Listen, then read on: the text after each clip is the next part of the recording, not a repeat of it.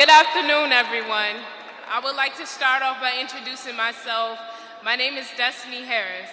I am a Black, queer, low-income artist, poet, woman, resistor from the west side of Chicago.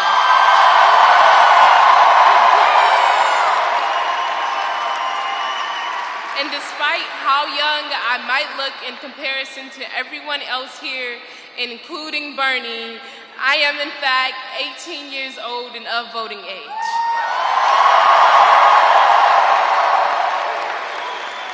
From a very young age, I became aware of the way in which politics affects the way I exist in the world. At the age of 12, in 2013, I saw Francis Scott Key Elementary, my severely underfunded, predominantly Black elementary school located on the west side of Chicago, get shut down at the end of my 6th grade year. I saw the school my friends attended a few blocks down get closed too. At the age of 12, I was forced to grasp the concept of accountability, questioning the decisions of those in power. Who allowed and approved of the closing of 50-plus schools, most of which were located in what I later to learn to be predominantly Black and Latinx, severely under-resourced communities in Chicago? In 2015, at the age of 14, I saw images of the shooting death of innocent 17-year-old Laquan McDonald blast around the country. I saw his death justified and his character crucified, even as young Black and brown people across the city rose up and demanded justice and a transformation of a racist system that had failed Laquan.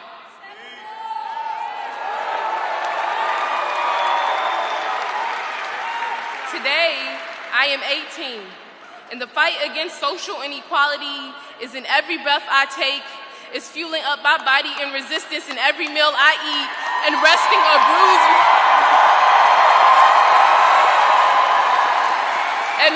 a bruised voice in every rest I take. About a year ago, I decided to get involved with the campaign called No Cop Academy.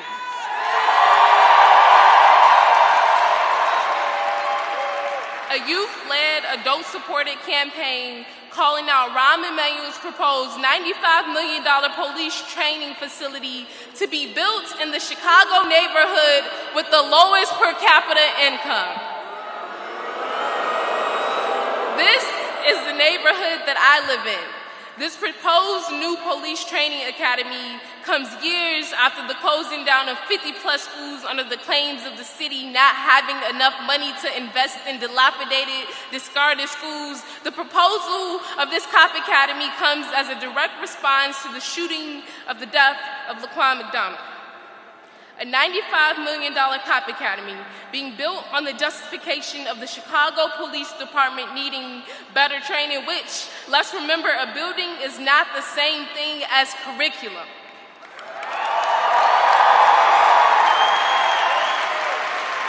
And they claim this building will bring economic development to the west side of Chicago. I didn't know economic development looked like more investment in jails, policing, and mass incarceration.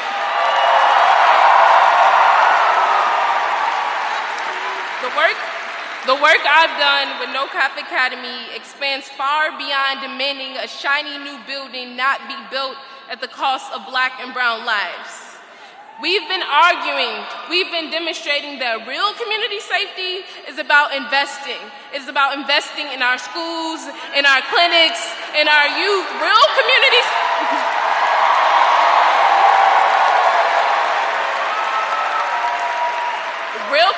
safety is about recognizing that the police, with however much training or reform they get, will not free Black and brown people. It means acknowledging the fight against the Cop Academy is a fight against many issues plaguing America. It looks like highlighting and calling out the great economic inequalities that exist in communities of color around the country, and acknowledging the overlap between classism and racism, being Black and poor, and how the government institutions contribute to the racial wealth gap.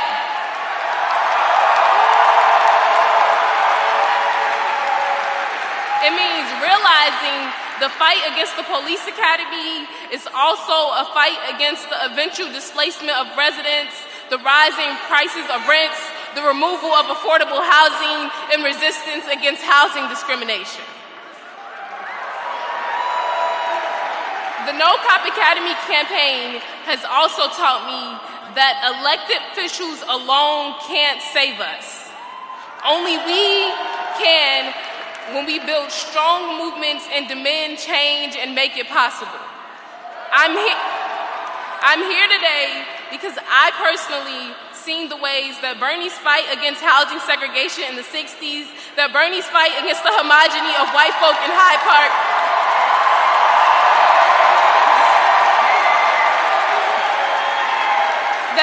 that Bernie's fight against the homogeny of white folk in Hyde Park and against the University of Chicago is a fight that never went away, only evolved.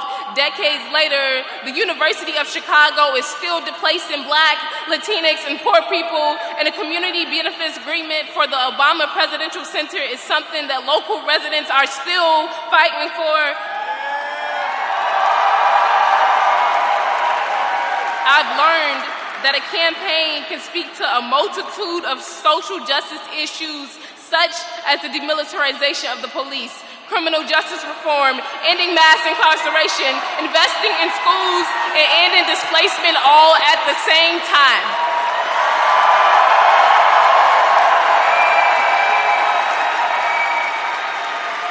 I've learned that when we build movements that make bold and visionary calls, there are politicians such as Bernie who will be willing to stand on the side of justice when it comes to addressing each issue, no matter the cost.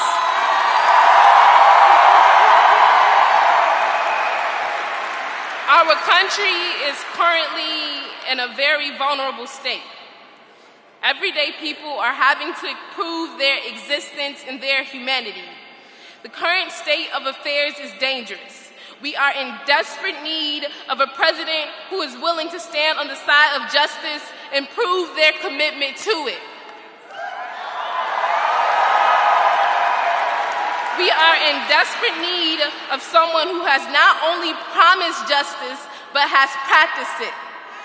We've seen Senator Bernie practice justice, and I hope we all continue to put justice into practice by backing the candidates who can bring about the most transformative change and continuing to organize to free our communities day in and day out. Thank you.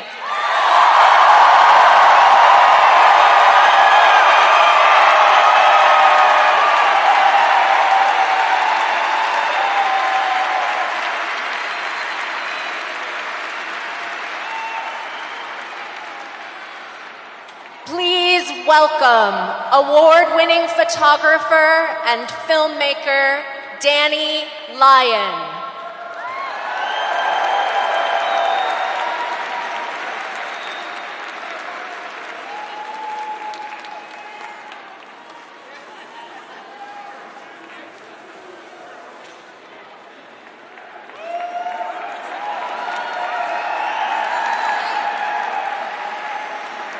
Wow. Hello, Chicago.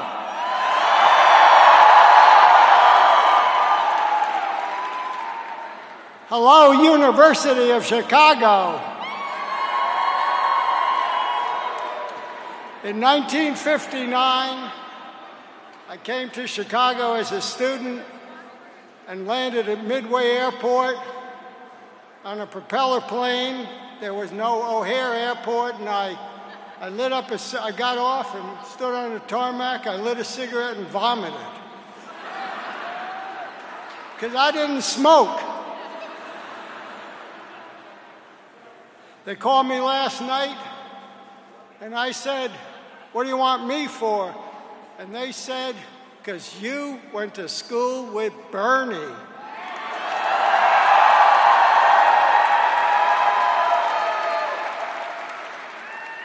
And my buddy Ira Churgan, whose father was a grocer in Brooklyn, went to high school with Bernie.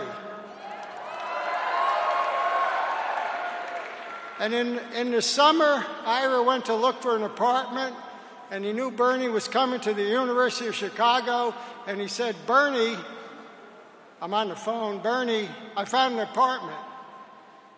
And they got a big room and a little teeny room about the size of a bathroom. And Bernie said, great, I'm going to live with you, Ira. So Ira said, well, I'm going to flip a coin. And Ira flipped that coin, and Bernie got the little bitty room. But he didn't care. Bernie cared about bigger things than his own personal comfort.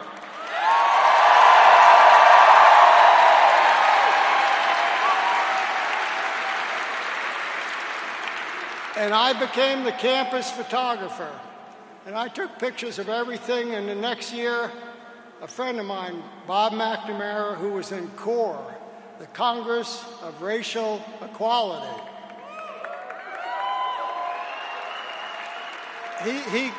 He came to me and said, Danny, you got to come see this. Bring your camera. And I went over to the administration building, and you couldn't get into the chancellor's office because students, led by Bernie, were sitting down and blocking the entrance to the chancellor of the University of Chicago.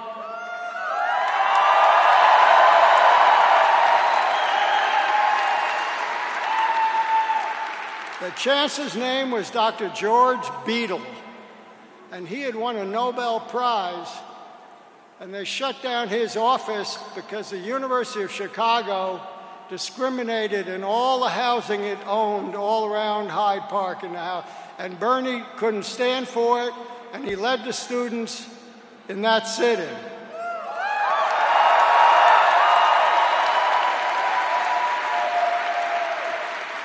And I have pictures to prove it.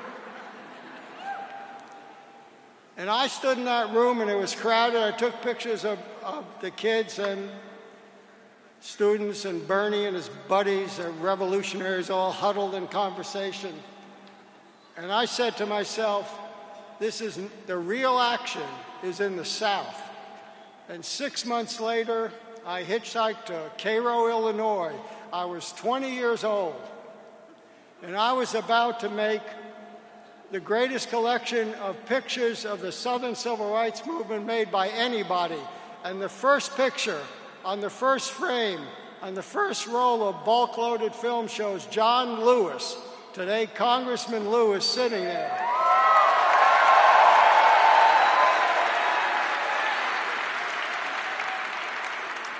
And John led a protest, and he kneeled down and prayed, and I took a picture, and we made a poster saying, "Come, let us build a new world together."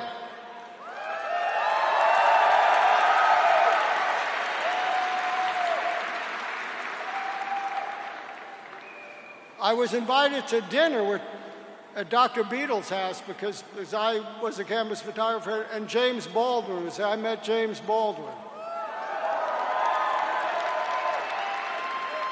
And I was in Selma, Alabama, 3 years before John was beaten there, with James Baldwin.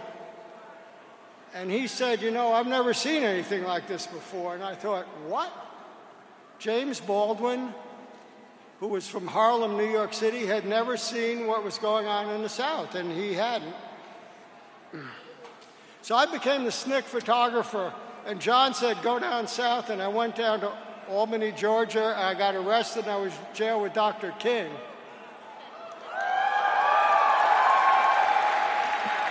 Chicago was a hotbed of activism. Chicago had the biggest support groups for SNCC. Chicago had Bernie.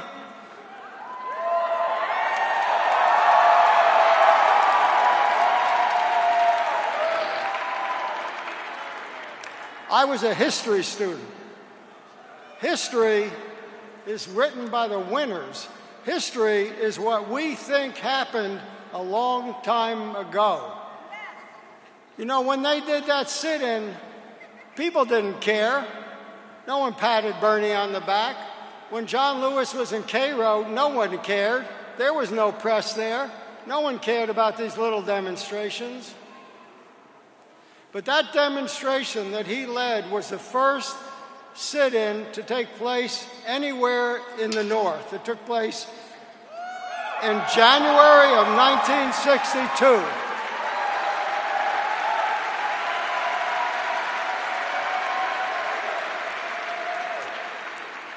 All these little demonstrations led by people like Bernie, who did it because they believed in justice. They believed in the idea, written by Thomas Jefferson of all people, that all men are created equal.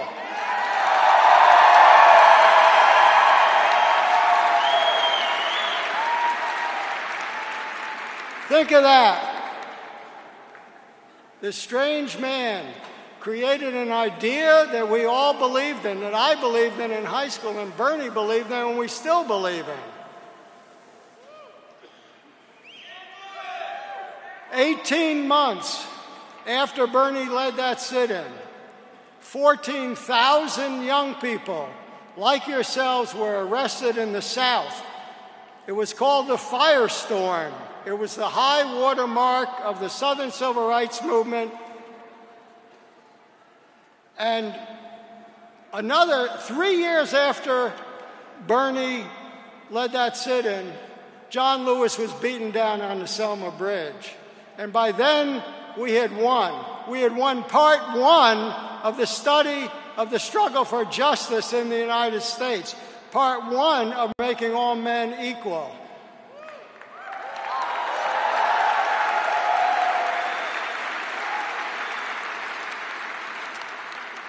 When I was young, if someone came up to me and said, "You want to hear about World War I would have laughed. Young people don't want to know about history. Young people want to make history.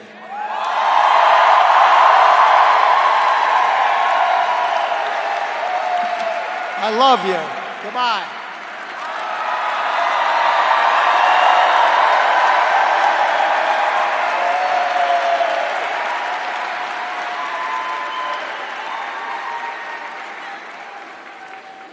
And now, local activist and youth leader with the Logan Square Neighborhood Association, Ashley Galvin Ramos.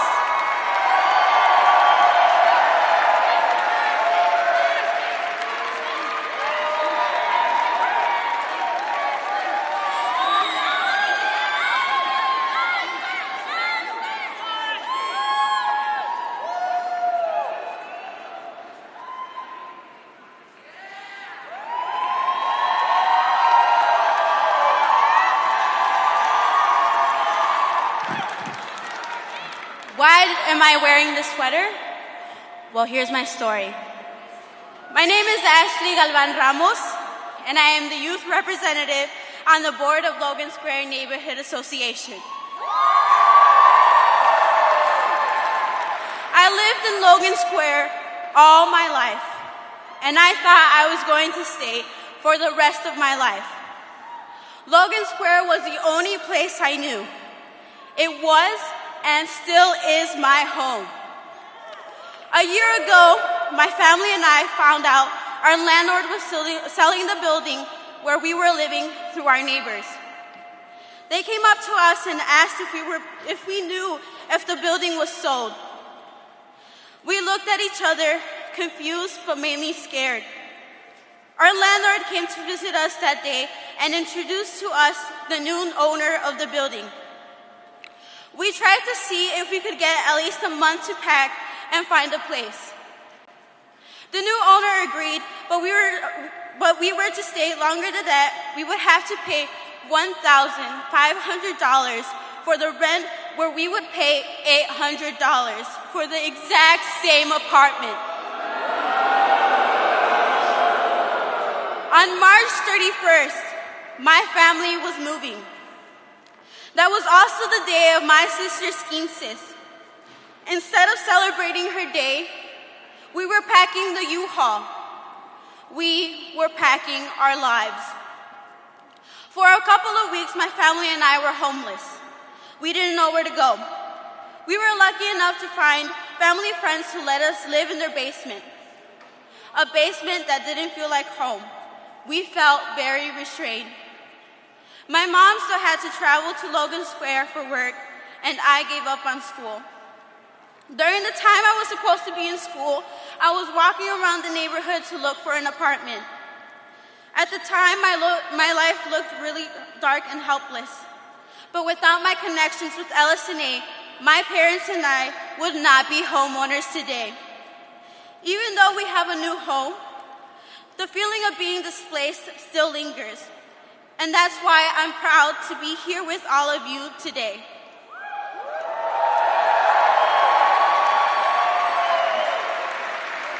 My story is only one out of the many who have been affected by gentrification. My youth at LSNA have been working hard to find a solution to stop gentrification in our communities beyond Logan Square.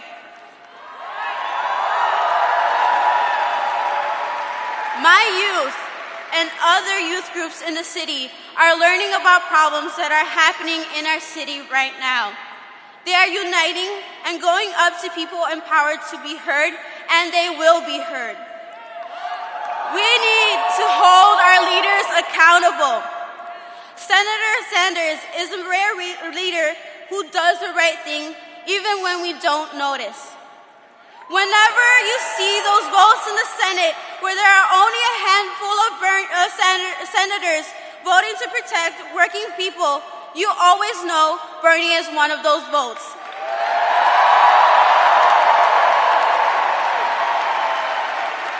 At the time, we have a racist president. We need a new president who has had the experience fighting on the front lines of that civil rights struggle. Bernie Sanders would be that president.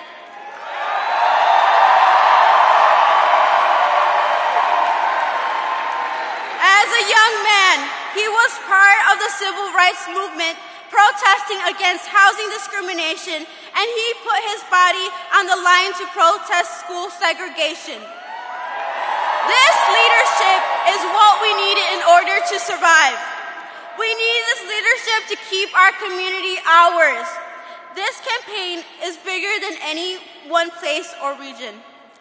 This is a campaign about uniting the entire country to defeat Donald Trump and transform this country into the compassionate, progressive country we know it can be. This is about creating America that provides equitable opportunities, create equitable justice under the law, and extends equal rights to all. Thank you.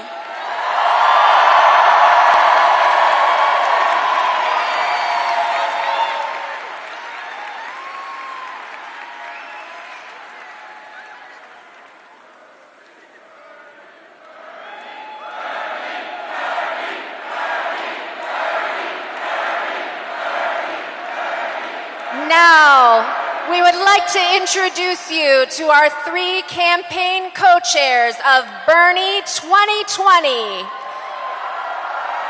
First, please welcome co-founder of Ben & Jerry's Ice Cream and campaign finance activist, Ben Cohen.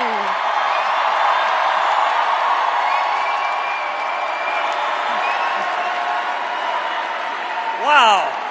Chicago is rocking tonight. You guys are looking good. And you sound good.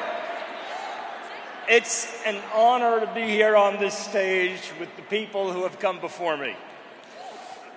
You know, before Bernie, I used to be the most famous guy from Vermont. So it's with great pride and joy that I give that mantle up to Bernie.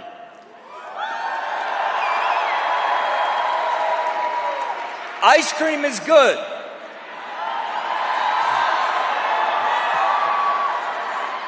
But a president of the United States that truly stands for justice in all its flavors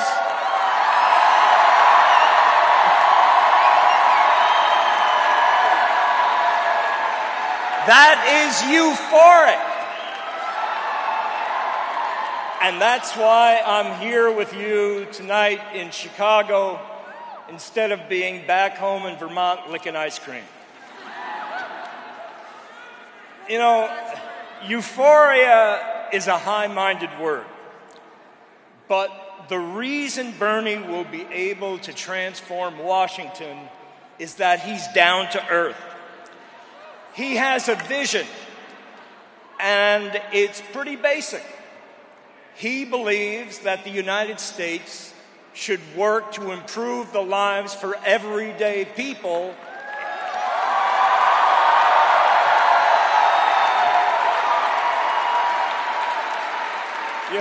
You're a very supportive crowd. Instead of corporations and the ultra-wealthy. He knows what he's up against. He has no delusions. He's been in the trenches, in the cesspool of what is our political system today. And that's what will enable him, with the help of all of us, to finally flush the crap down the drain.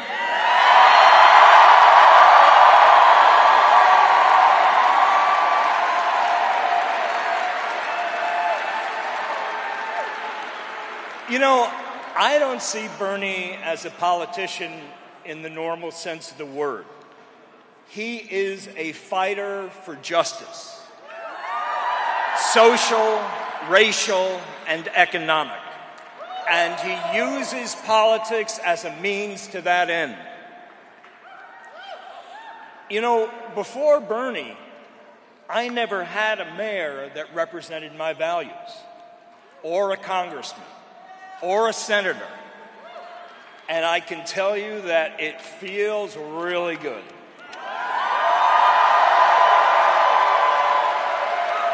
So I just want to give you a taste of what has gotten me so excited about seeing this guy in the White House.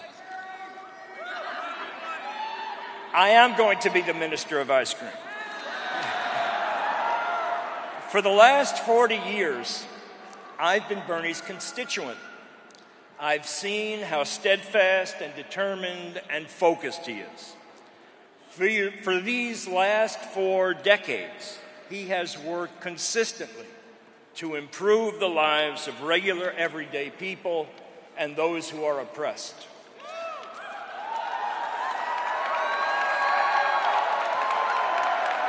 You know, way back in 1980, when Ben & Jerry's was just starting out, Bernie won an improbable victory over an old incumbent machine crony politician, and he became mayor of Burlington, Vermont.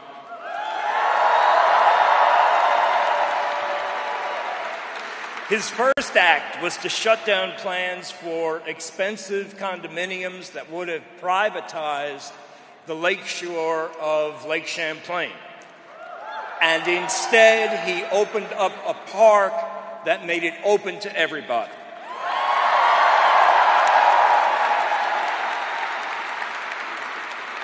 When he became my congressman, he personally took busloads of senior citizens across the border into Canada so that they could buy their prescription drugs at real prices.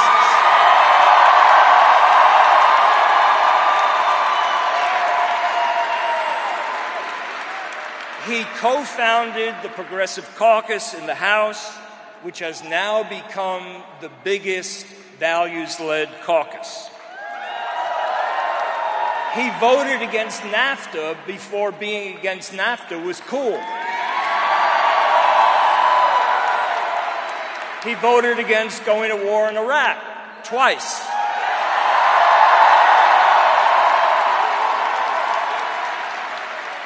And then in 2007, he defeated the richest man in Vermont to become my senator.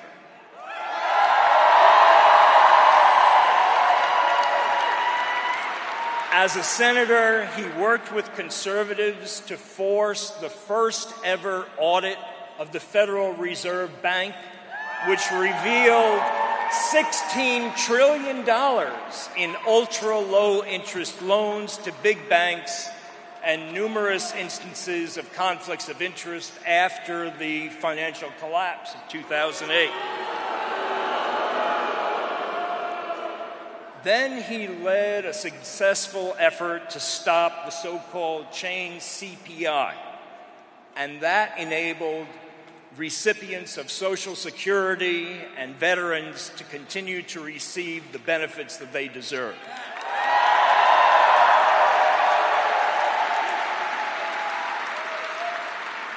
And last September, Bernie introduced the Stop Bezos Act.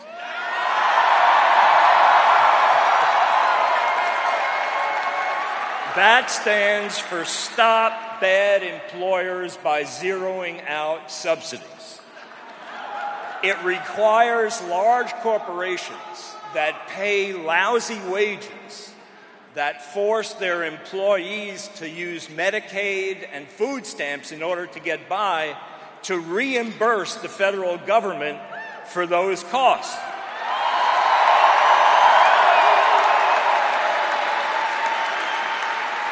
A month later, Jeff Bezos, CEO of Amazon, raised their minimum wage to $15 an hour.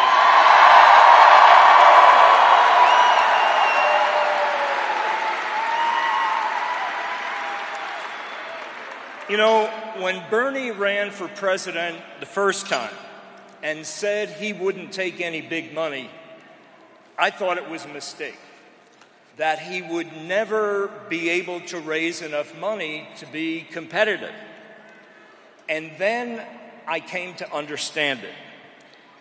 He knew that if there weren't enough small dollar donors to get him into office, that he would never have the army of people that would be necessary to enable him to accomplish the big changes that he needs once he gets there.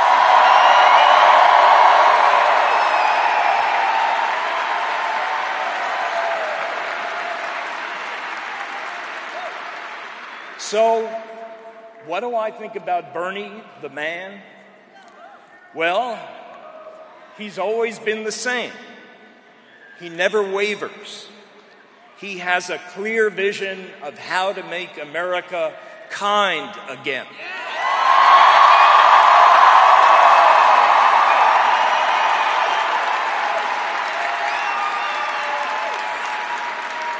He's not a fancy guy. He's pretty down home, no airs. And I like his hairstyle.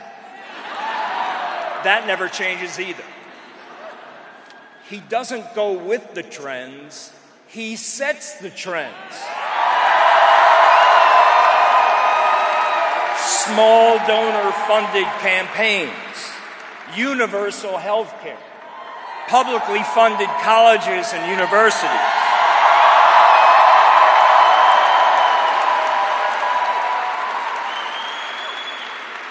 Bernie, the trendsetter?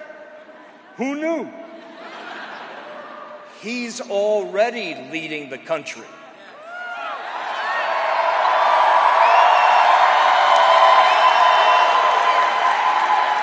Just look at all the other candidates that are following him.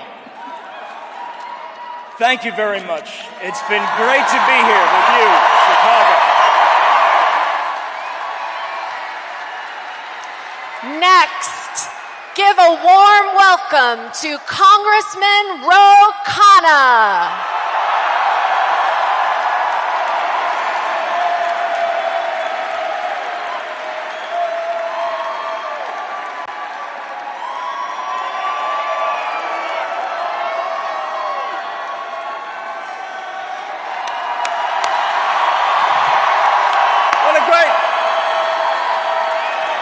What a great crowd!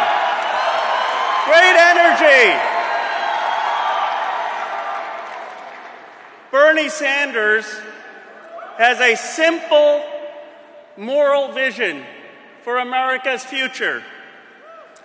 Instead of spending $6 trillion on endless wars.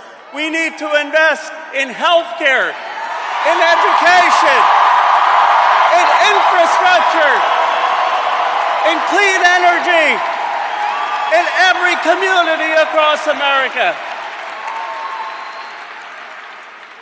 Bernie Sanders doesn't just talk about these things, he delivers. He didn't just talk about ending the war in Yemen. Listen up. It's important. Listen up. He passed, in the first time in the history of the United States, the first time ever, a war power resolution through the Senate to end the civil war in Yemen.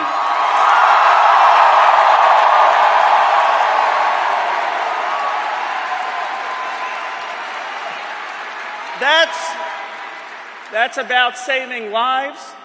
14 million Yemenis who face possible famine. But let me tell you, it's more than that. Yemen is a precedent for a simple principle: no more unconstitutional wars.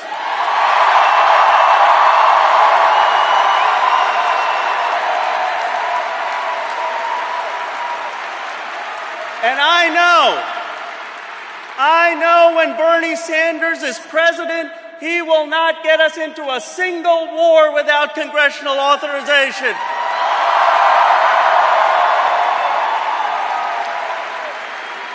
Bernie Sanders doesn't just talk about raising wages, he delivers.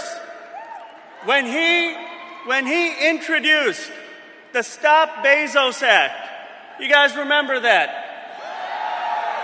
3 weeks later, Jeff Bezos raised wages for 350,000 Americans across this country.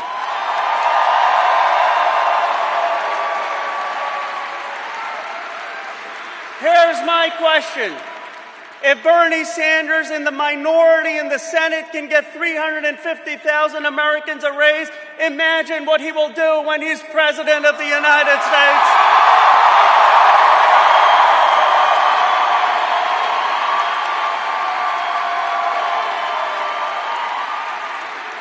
Bernie Sanders doesn't just talk about Medicare for all because it's fashionable.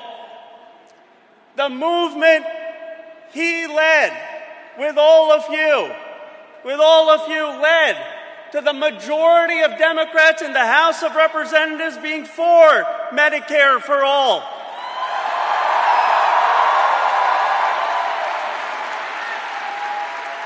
And with his leadership, we will finally get a vote in the House and the Senate for Medicare for all and get that passed.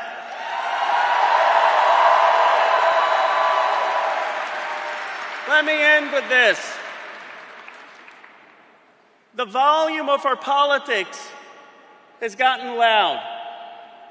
There are a lot of people who talk, but what we need is people who think and do. The president loves to talk and talk and talk. 2 hours yesterday. But at a time when people are cynical about government, when they're weary of promises broken, when they crave more substance and conviction in our politics, we need someone whose life experience speaks for itself. We need someone who has had a lifetime of integrity to reclaim our democracy. That person is Bernie Sanders. Thank you.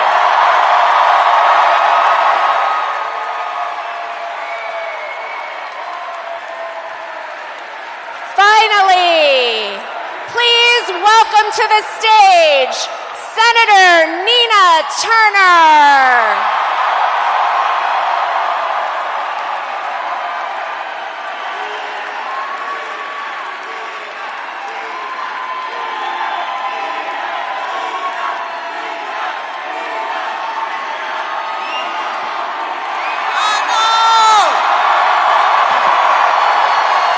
Chicago. Chi-Town. In the house.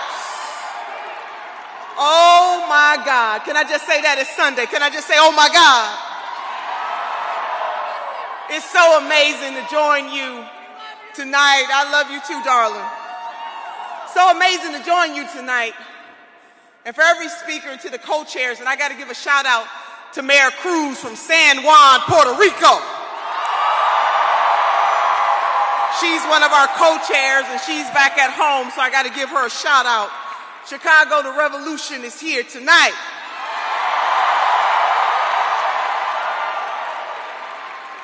And we are here because you are here. We are here because the needs are here. And we are here because the opportunities are here. You know, Sister Destiny did that thing. I was back there and I told her, well, she took all my notes. And I got to shout out Tommy's Reunion Choir. Didn't they do that? They did that. As my two co-chairs, Brother Ben and Congressman Rowe, laid out why it is so important that at this momentous moment in our history, that we aim for not only half measure, but we aim for transcendence. The Reverend Dr. Martin Luther King Jr. Chi-Town. And he came here in the 60s. And you see, this history is important. You know, there's a lot of folks out there talking about, why are you talking about his history? Why do you talk about history? I talk about history because Brother James Baldwin put it this way. He said, know from whence you came. If you know from whence you came, there is virtually nowhere that you cannot go. Our history matters. How we got here matters. So in the 1960s, the Reverend Dr. Martin Luther King Jr. and his contemporaries, there were other folks helping the man do this work, but he recognized that in the slums of Chicago, that African American folks in this city, in this state, were treated like second-class citizens. He understood the call, the differences between the North and the South, and what was necessary to do in the North to bring nonviolent civil disobedience to this city.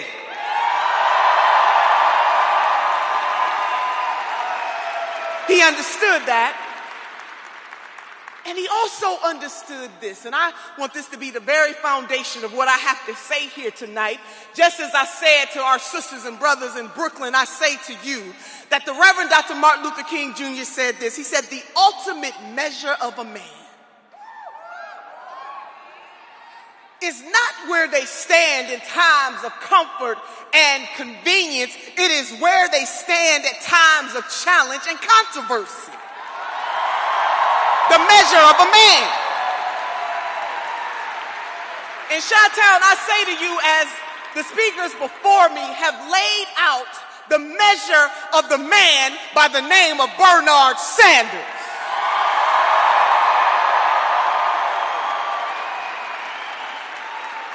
See, where we hail from, what we come from, what we do matters.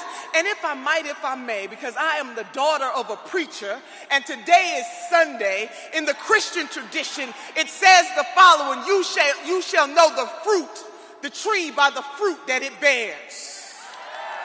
I am here to tell you that Senator Bernie Sanders bears good fruit, righteous fruit, the fruit of justice. Being a first-generation college graduate at the University of Chicago, he understands what the movement for civil rights, for racial justice and equality means. He was in that fight.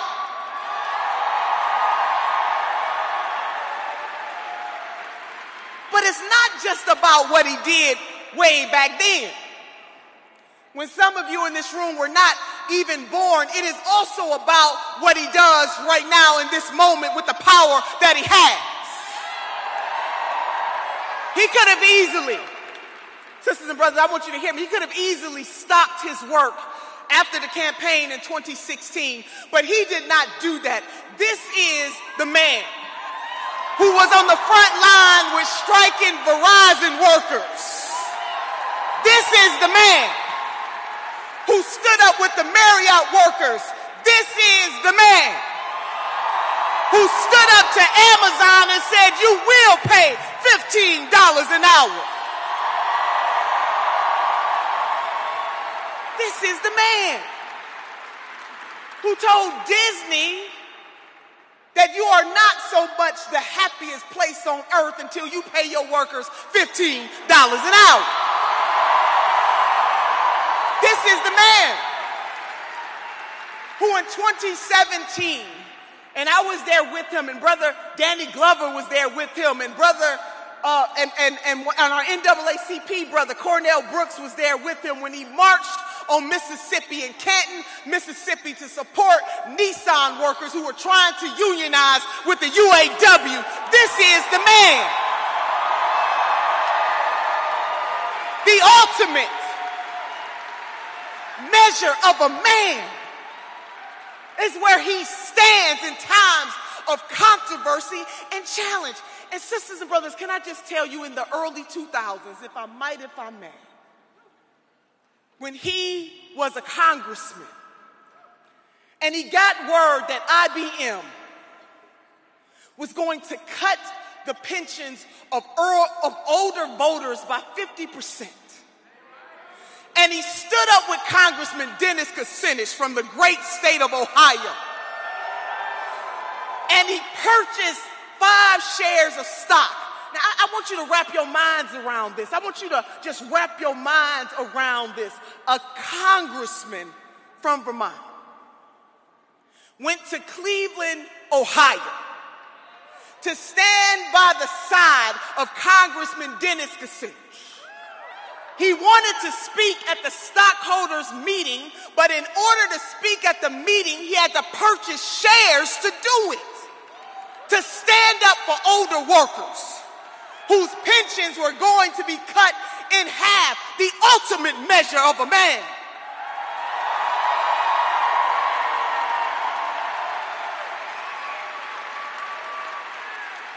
And sisters and brothers, we got the receipts. We got all kinds of receipts. So let me just say this to you, because I'm feeling this thing. They didn't give a sister a cordless mic tonight. They said I would be all over the stage. But I just want you to wrap your minds around this. That with these hands, can you raise your hands wherever you are in this space right now? With these hands, we will transform this country. With these hands, we will have Medicare for all. With these hands, we will have college for all. With these hands, we will secure for ourselves and future generations a better life. With these hands, we will have criminal justice reform. With these hands, we will strike down the vestiges of racism and discrimination and homophobia and xenophobia. With these hands. With these hands. And to my otherly abled sisters and brothers. See, us, we are on assignment. And our mission is so high, we can't get over it. And our mission is so low, we can't get under it. And our mission is so wide, we can't get around it. Be we black or brown or red or white or yellow or the swirl in between, whether we be gay or straight or Jew or Gentile or no religion at all, with these hands, whether we be Muslim, Buddhist, atheist, with these hands, we deserve better, sisters and brothers. So don't let the haters fool you, because haters gonna hate. But it's all right, we got the receipts. So I want you to be committed to this thing, because Senator Sanders cannot do this without us. He is a visionary who has always seen ahead of his time.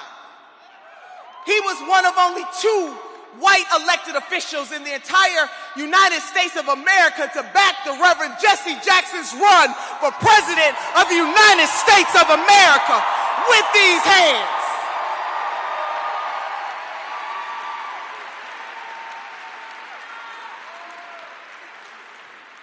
We gonna do this. And see, people know that we gonna do this, so the haters gonna come, but I want you to ignore them, and I want you to keep your eye on the prize. Because with these hands, we will rise. So before I bring out the man,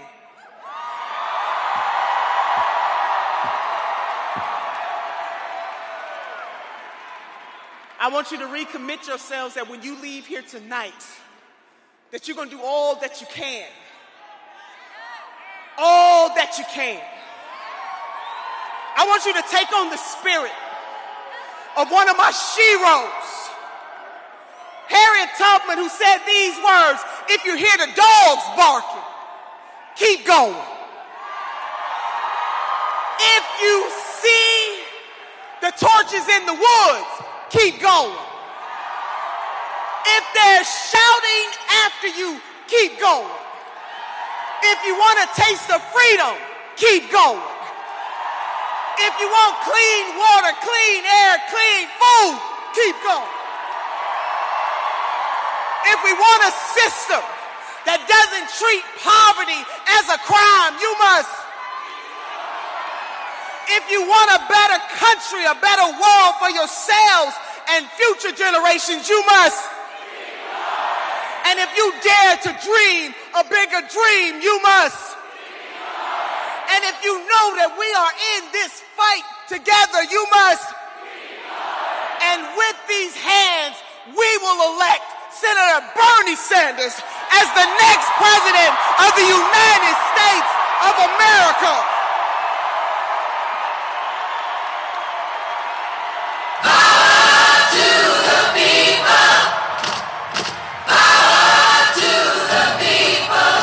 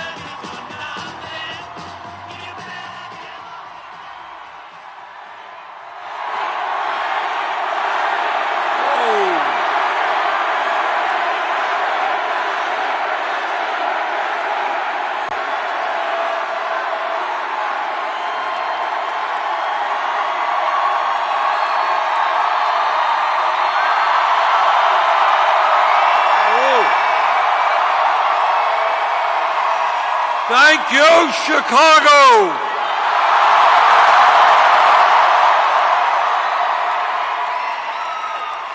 It is nice to have a gathering with a few friends. A small, intimate, quiet get-together. What a turnout, and thank you so much for being here.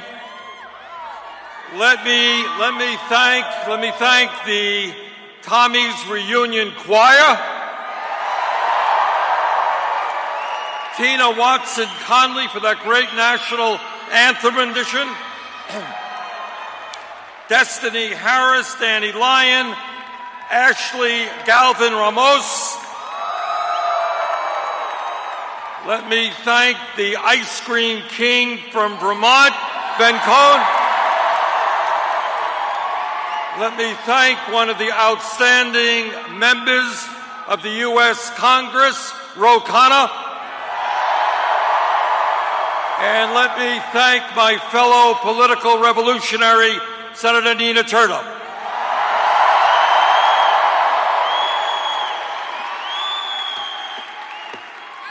We are gathered here tonight to complete the political revolution we started 3 years ago.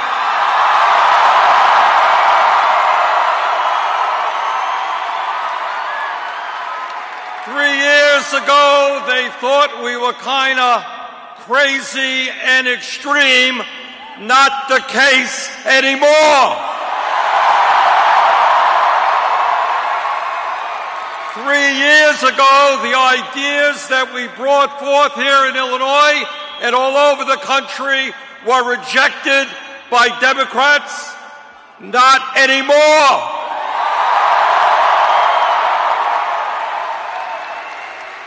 We have begun the political revolution, and now we're gonna complete it.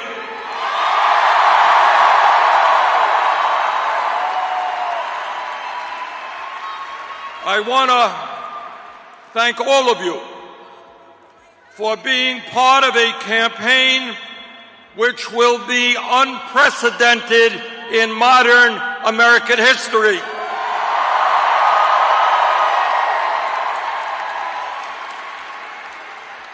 Our campaign is not only going to win the Democratic nomination, we are not only going to defeat Donald Trump,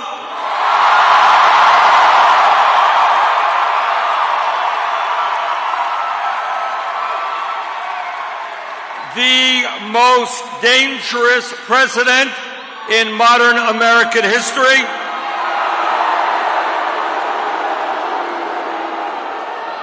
But with your help, we're going to do more than that. We're not only going to defeat Trump, we're going to transform the United States of America.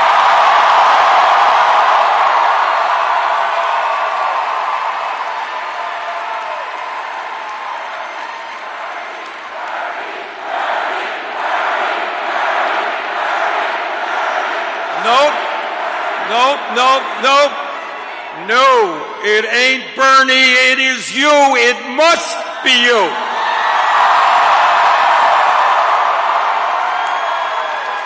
And the whole point of the political revolution is that nobody, not Bernie or anybody else, can do it alone. We have got to do it together by the millions.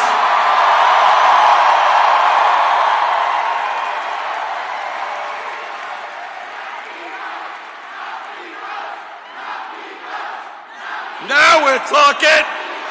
That's right. Together. Not me, but together. We are going to finally in this country create an economy and government that works for all of us, not just the 1%.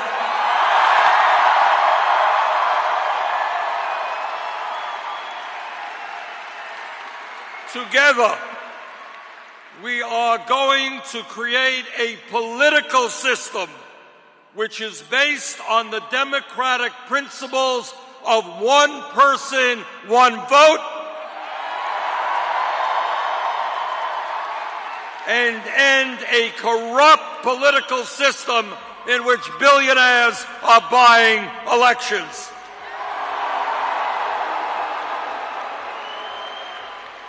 Today, I want to welcome you to a campaign which says loudly and proudly, that the underlying principles of our government will not be greed, kleptocracy, hatred, authoritarianism, and pathological lying.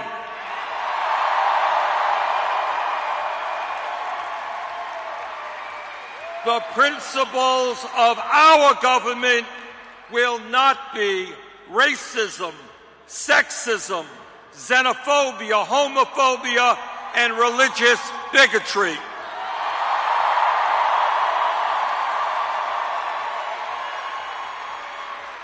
All of that is going to end.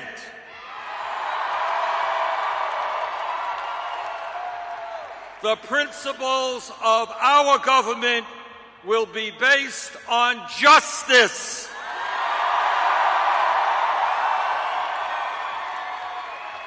on economic justice, on social justice, on racial justice, and environmental justice.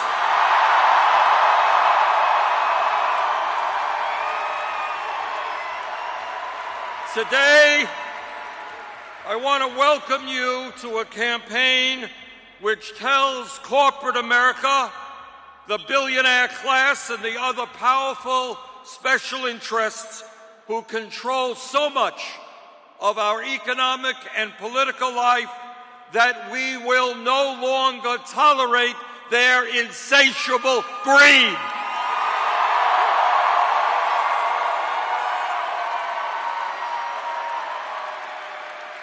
A greed which has resulted in our country having more income and wealth inequality than any other major country on earth. Now, I understand that it is not talked about too much in Congress or in the media, but in my view, we can no longer stand idly by and allow 3 families in this country to own more wealth than the bottom half of America.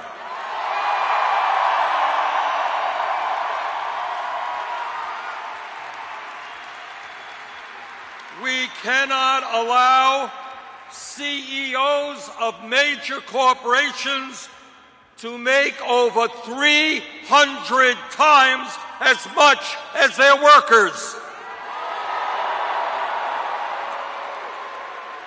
We cannot allow the very rich to become even richer, while over 20% of our children live in poverty, while veterans who defended this country sleep out on the streets, and seniors cannot afford the medicine they need.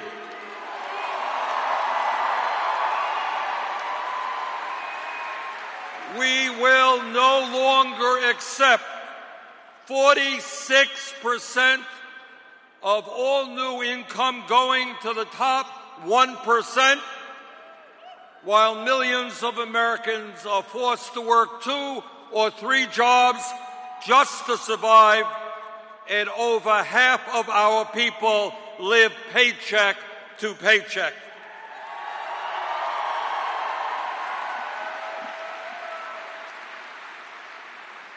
We will no longer accept a situation in which, in the wealthiest country in the history of the world, our younger generation will have a lower standard of living than their parents.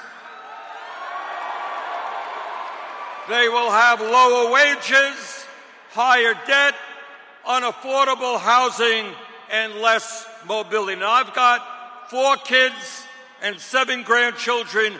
Downward mobility is not acceptable to me or the American people.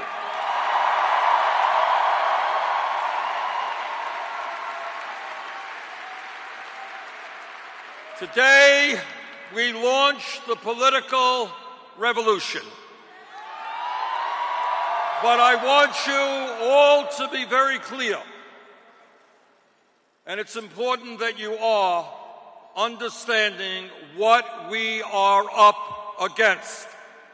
This struggle is not just about defeating Donald Trump.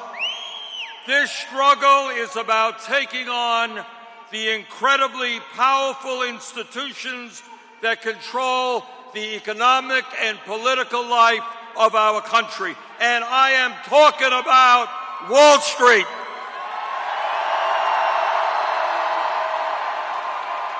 I am talking about the insurance companies and the drug companies and the fossil fuel industry and the military-industrial complex and the prison-industrial complex. Brothers and sisters, there is too much concentration of wealth and power in this country, and this is a fight we are not going to run away from.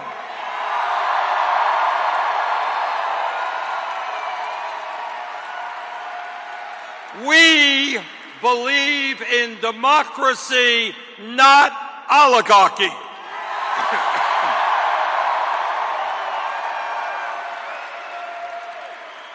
Today, we say to the private health insurance companies, whether you like it or not, the United States will join every other major country on earth and guarantee health care to all people as a right.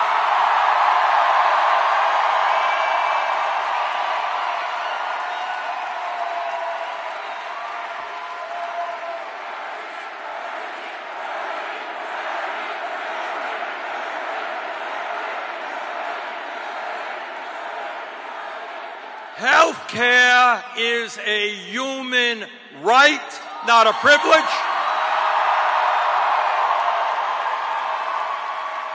And together, we will pass a Medicare for all single-payer program.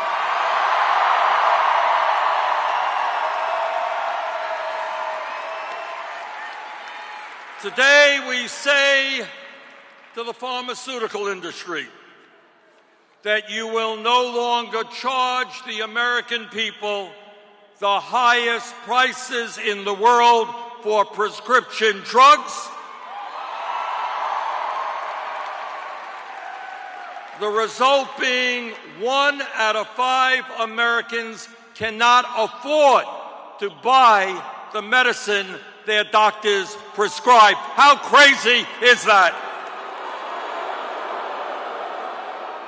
Whether they like it or not, the greed of the drug companies is going to end. We're going to lower drug prices in America.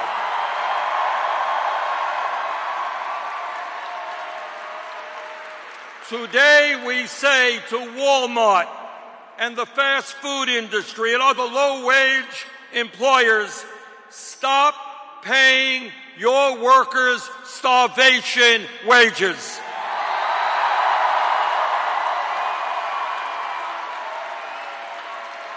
Yes, we are going to raise the federal minimum wage to $15 an hour.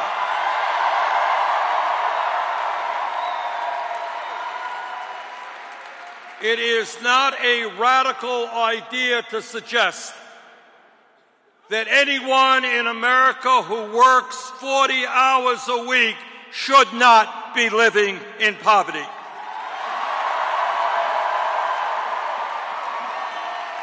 And by the way,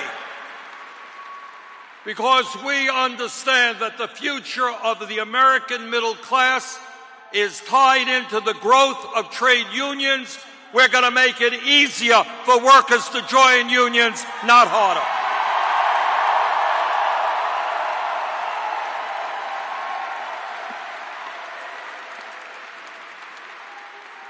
Today, we say to the American people that we will rebuild our crumbling infrastructure, our roads, our bridges, our rail systems, our subways, our water systems, our wastewater plants, our airports, and affordable housing.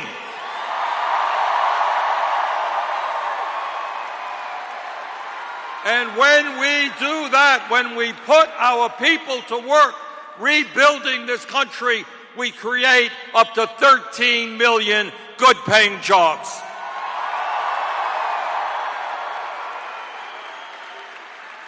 Today, we say to the parents of young children in this country, we understand that 0 through 4 are the most significant ages of a human being, intellectually and emotionally. The children of this country are our future, and we will establish a high-quality, universal pre-K system.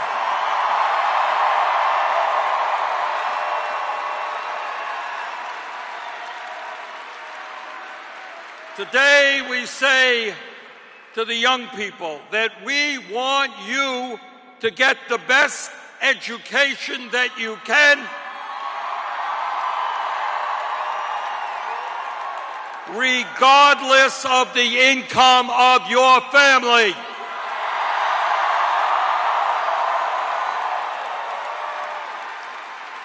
Good jobs require a good education, and that is why we will make public colleges and universities tuition-free.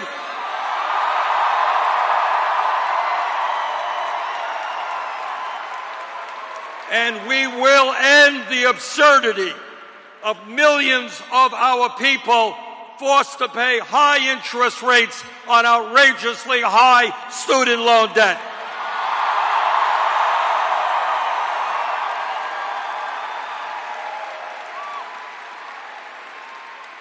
America once had the best educated workforce in the world, and we are going to make that happen again.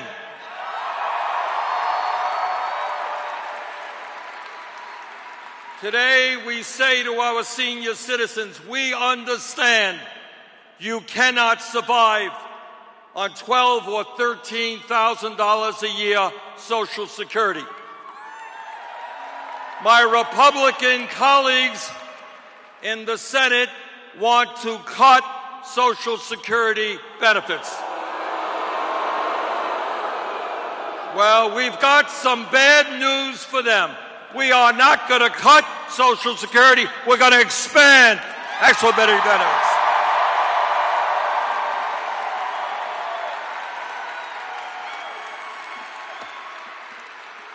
Today, we say to Donald Trump and the fossil fuel industry that climate change is not a hoax.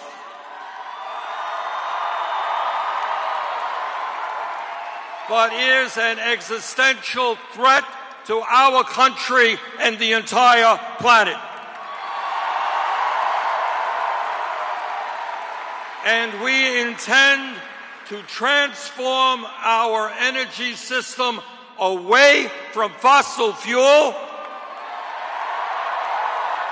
into energy efficiency and sustainable energy. And in the process, we will create millions of good-paying jobs.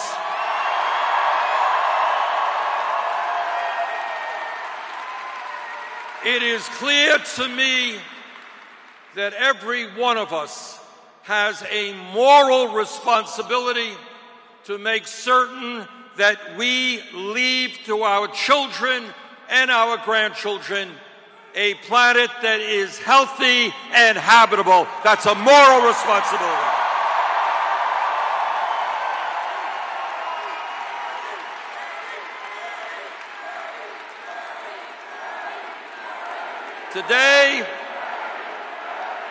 Today we say to the American people that instead of demonizing the undocumented immigrants in this country,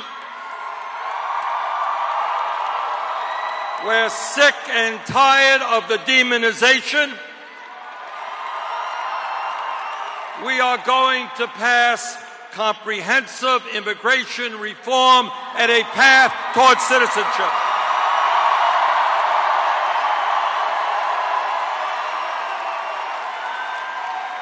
We are going to provide legal status to the 1.8 million young people eligible for the DACA program.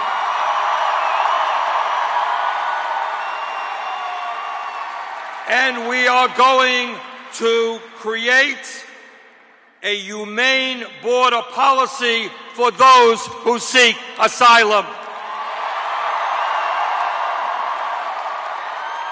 The United States of America must never be a country that snatches tiny babies from the arms of their mothers.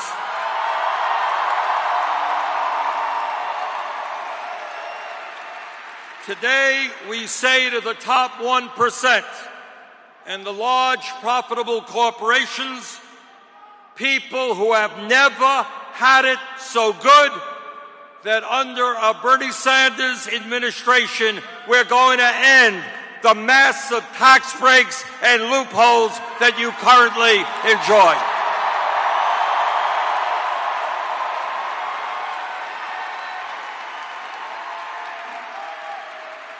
We will no longer accept the absurd situation where large corporations like Amazon, Netflix, and General Motors pay nothing in federal income tax.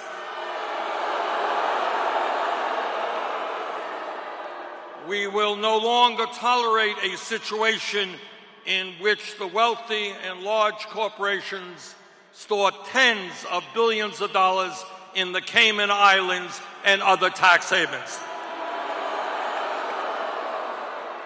Together, we are going to end austerity for working families and bring some austerity to corporate America.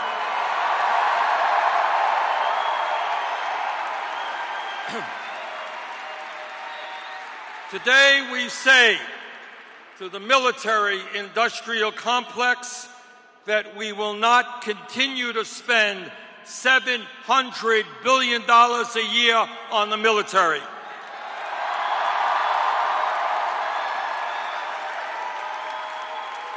And that is more than the next 10 nations combined. We are going to invest in affordable housing. We're going to invest in public education. We're going to invest in rebuilding our infrastructure. We are not going to invest in never-ending wars.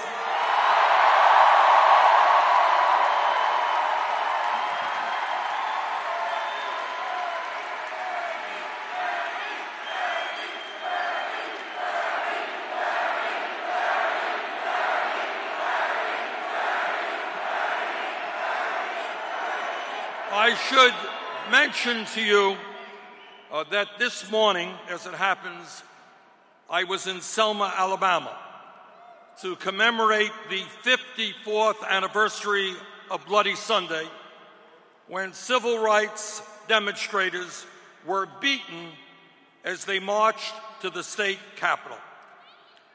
They were beaten, and my congressional colleague, John Lewis, was almost killed in that demonstration 54 years ago because people wanted the right to vote.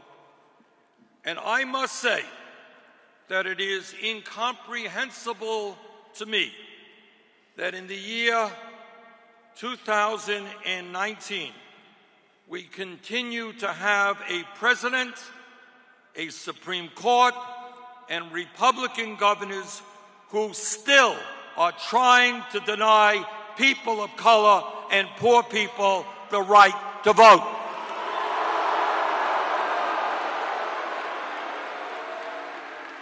In the last decade, more than 30 states have considered voter suppression laws whose clear intent is to disenfranchise people of color. How pathetic, how cowardly is that? Together, we will end voter suppression in this country.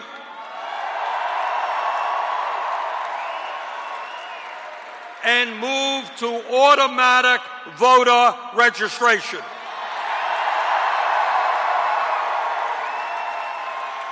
If you are a citizen and 18 years of age, you are registered to vote.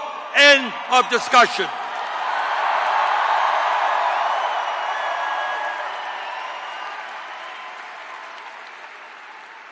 And when we talk about civil rights, let me become a little bit personal. As some of you may know, I spent 4 years of my life here in Chicago.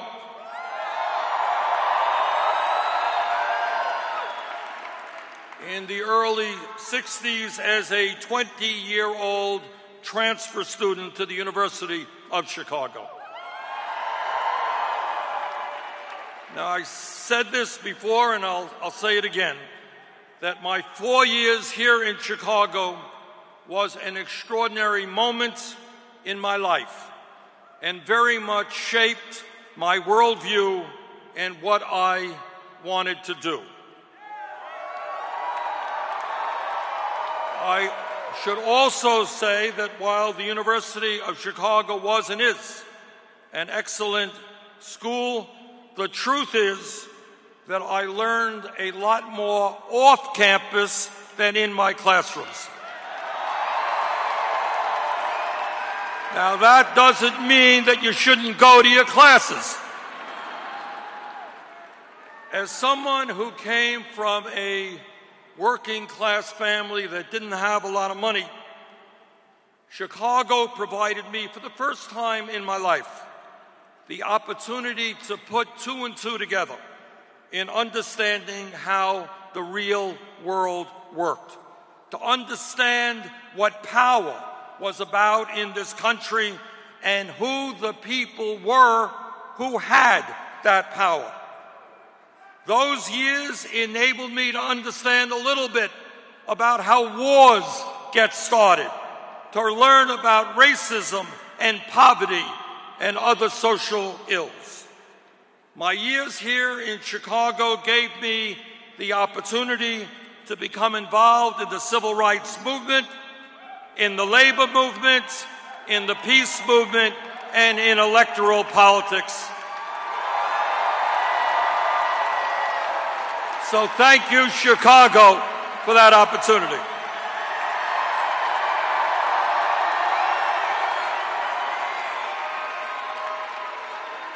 As a student at the University of Chicago in the early 60s, I became involved with a civil rights organization called the Congress on Racial Equality Corps, which was one of the leading civil rights groups of that period.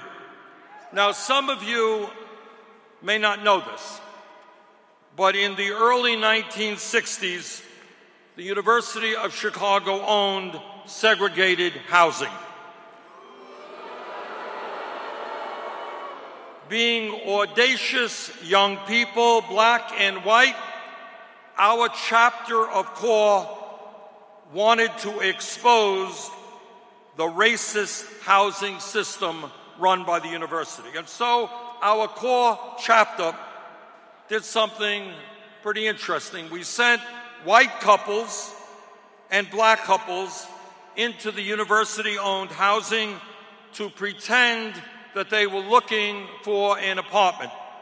And you can guess what happened. When the black couples showed up, there were just no apartments available. Sorry about that, there's nothing available for you. But a few hours later, when one of our white couples went in to look for an apartment, somehow, mysteriously, they found a choice of apartments. After documenting that clear pattern of racial discrimination, the students in core demanded that the university desegregate its housing.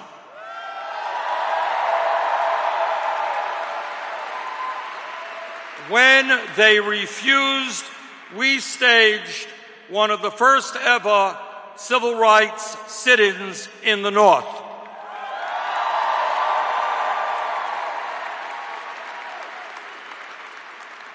What we were doing here in Chicago at that time was significant, but it came nowhere close to what young people our age were doing in the South in groups like SNCC, the Student Nonviolent Coordinating Committee. We were protesting. They were putting their lives on the line, and some of them, in fact, were murdered. In 1963, I, along with a busload of other students from Chicago, took a 600-mile ride to Washington, D.C.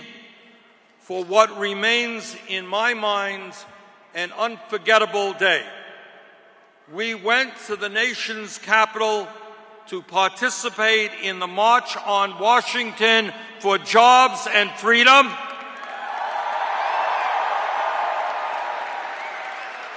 Led by one of the great leaders in American history, Dr. Martin Luther King, Jr.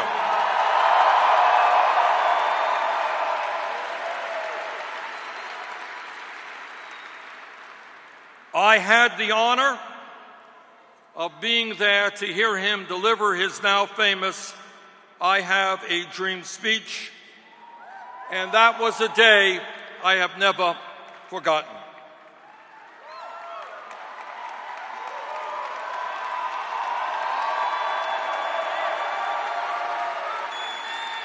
But returning home to Chicago, we knew that we had a lot more work to do. At that time, it was 9 years, it had been 9 years since the Brown versus Board of Education decision, Supreme Court decision, that desegregated schools in America. But the school officials here in Chicago at that time had still refused to meaningfully desegregate the city's public schools. Black schools were overcrowded and underfunded, with many students forced to share chairs and desks. Meanwhile, a report at that time found over 380 white classrooms were completely empty. But instead of putting black children in those empty classrooms, the school officials decided to put old trailers. You know what old trailers look like? Put old trailers on the black school grounds. And those trailers were called Willis wagons after the Chicago school superintendent of that time, Mr. Benjamin Willis. Those trailers were a monstrosity. Students would boil in the heat and freeze in the cold. They were infested with rats. They were an insult and a disgrace, and the community fought back.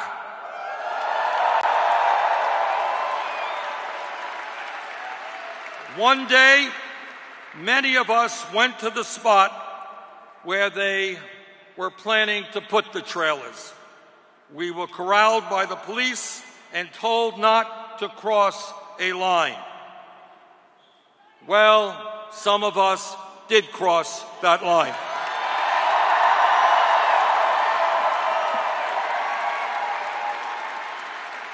And, of course, we were arrested. And we spent that night in jail until we were bailed out in the morning by the NAACP. Now, the reason I tell you all of this is because my activities here in Chicago taught me a very important lesson that I have never forgotten. And that is that whether it is the struggle against corporate greed, against racism, sexism, homophobia, environmental devastation, or war and militarism, real change never takes place from the top on down. It always takes place from the bottom on up.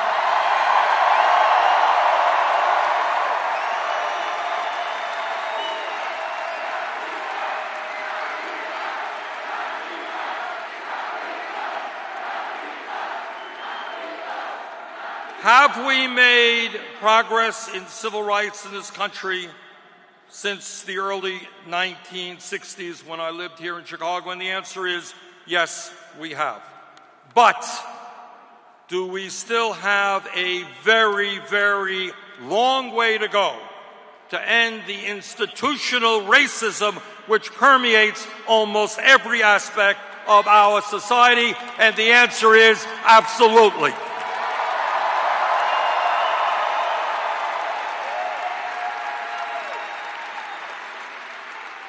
Two years ago, we turned on our televisions and we saw Nazis marching in Charlottesville. Nazis marching in the streets of the United States. We have in recent years seen a major spike in hate crimes against blacks, against Muslims, against the gay community, against Jews, against Latinos, and other minorities. And over the last number of years, we have seen a terrible level of police violence against unarmed people in the minority community. Laquan McDonald, Sandra Bland, Michael Brown, Rekia Boyd, Eric Garner, Walter Scott, Freddie Gray, and many, many others, people of color, killed by police who should be alive today. Furthermore, we know that African Americans are twice as likely to be arrested and almost 4 times as likely to experience physical force in an encounter with the police. Today,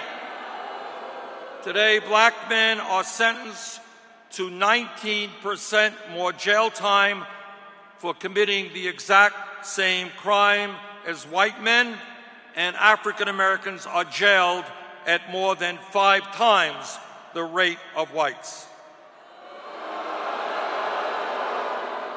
All of this and more is why we are finally going to bring about real criminal justice reform in this country.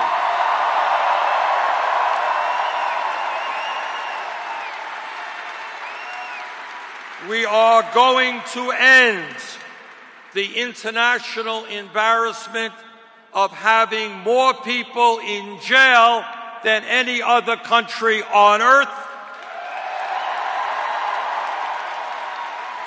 Instead of spending $80 billion a year on jails and incarceration, we are going to invest in jobs and education.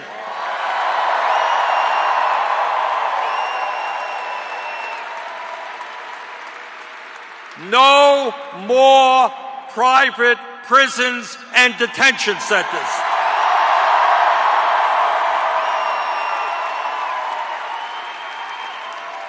No more war on drugs.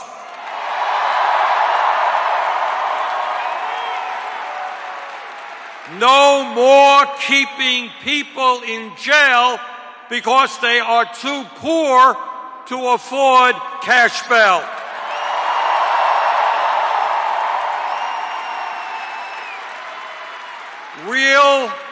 Real police department reform led at the federal level, which says that lethal force is the last resort, not the first.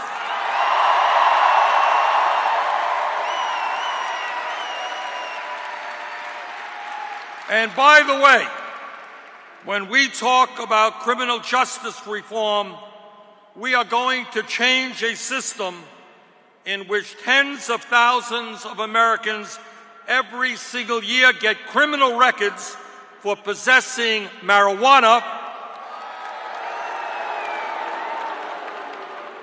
but not one major Wall Street executive went to jail for destroying our economy in 2008. No, they didn't go to jail. They got $1 trillion bailout. Our campaign, as you know, is about fundamentally ending the disparity of wealth and power in our country when so few have so much and so many have so little. But as we do that, we must end the disparity within the disparity. Today, the average black family has 1/10 the wealth of the average white family. Today, the infant mortality rate in black communities is more than double the rate for white communities, and the death rate for cancer and almost every disease is far higher for blacks. Black women are 3.5 times more likely to die from pregnancy than white women. Today, Flint, Michigan is still without new pipes for clean water. And it's not just Flint. There are thousands of other communities, often minority communities, where the water that people are drinking, the air that people are breathing, is not fit for human beings. Today, redlining prevents black-owned businesses from getting the loans they need, and predatory lending results in higher interest rates in the African American community. Whether it is a broken criminal justice system or massive disparities in the availability of financial services, or health disparities, or environmental disparities, or educational disparities, our job is, and we will, create a nation in which all people are treated equally.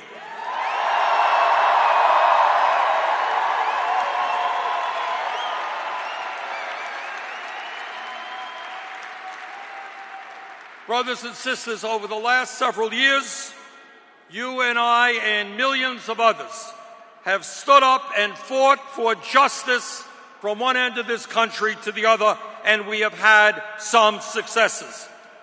Today, as billionaires and large corporations have attacked unions, destroyed pensions, deregulated the banks, and slashed wages, we have succeeded in raising the minimum wage to $15 an hour in state after state and city after city.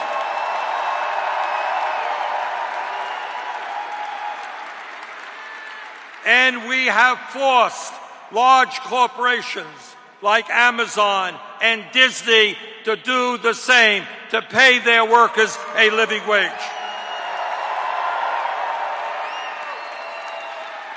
And as teachers all over this country have stood up and fought for a decent education for their kids, we have supported them as they went out on strike. Together, as the forces of militarism have kept us engaged in never-ending wars, we have fought back, and for the first time in 45 years, we have utilized the War Powers Act to move us forward in ending the horrific Saudi-led war in Yemen.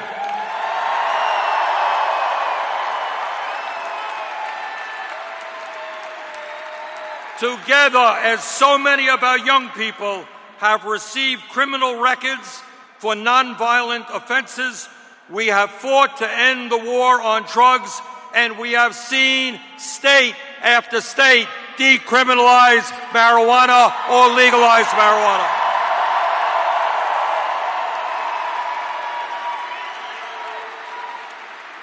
And we are beginning to see communities expunging the criminal records of those arrested on marijuana charges.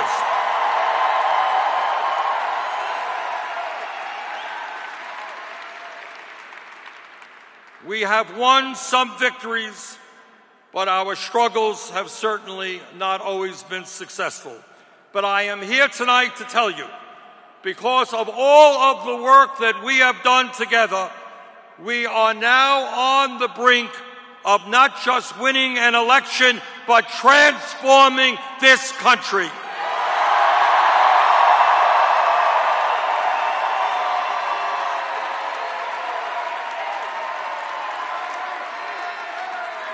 And let me tell you what that transformation will look like when we are in the White House.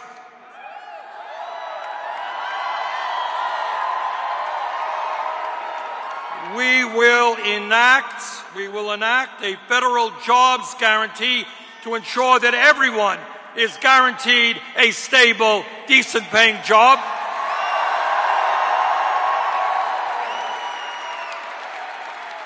There is more than enough work to be done in this country. Let's go out and do it and put people in those jobs.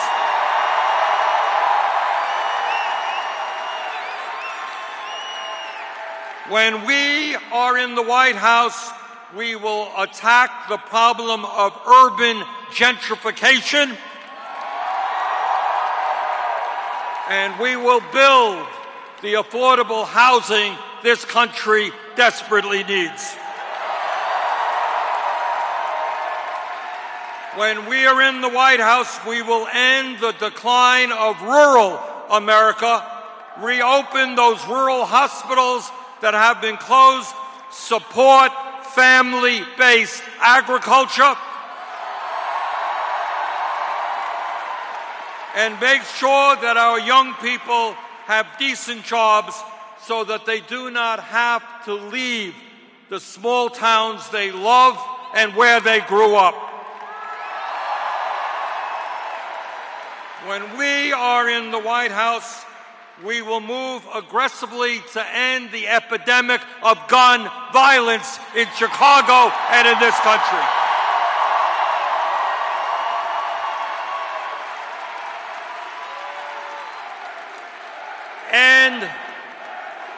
And the NRA notwithstanding, we are going to pass common sense gun safety legislation.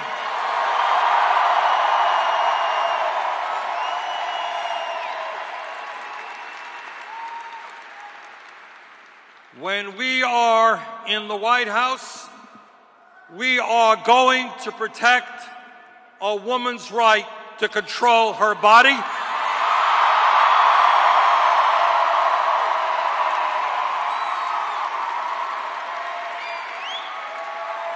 That is not a decision for the federal government or the state government or the local government. That is a woman's choice and nobody else's.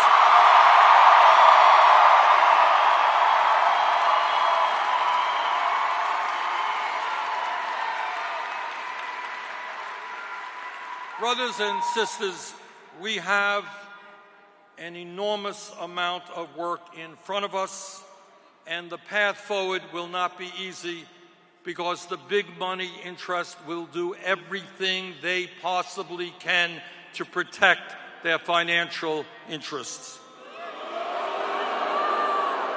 And they have an unlimited amount of money at their disposal.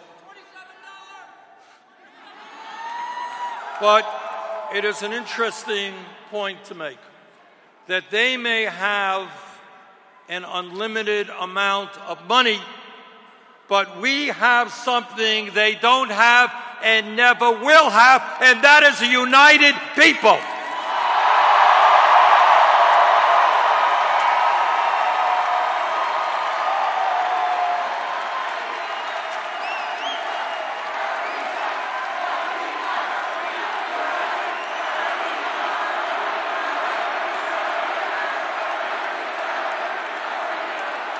And this is what I believe from the bottom of my heart.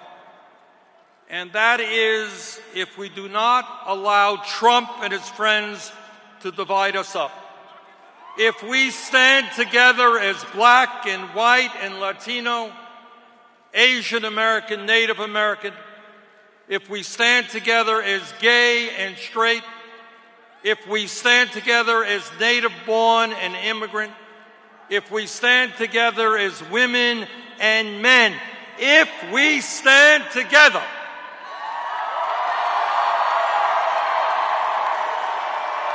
if we stand together, urban and rural, north, south, east, and west, if we understand that there really is no such thing as a red state or a blue state, but that we are a nation in which in every single state, the majority of working people are struggling hard to provide a decent life for their kids. If we stand together, believing in justice and human dignity, if we believe in love and compassion, the truth is there is nothing we cannot accomplish.